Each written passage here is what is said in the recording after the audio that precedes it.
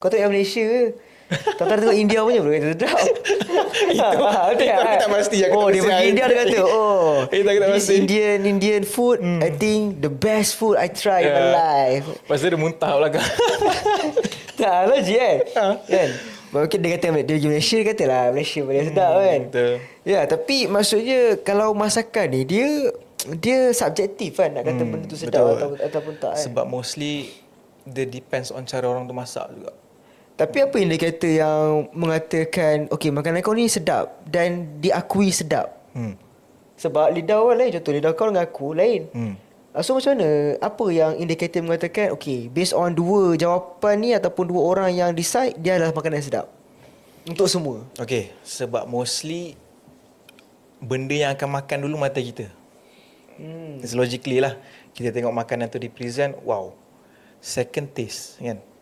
Sebab mostly orang akan tengok mata dahulu, baru rasa.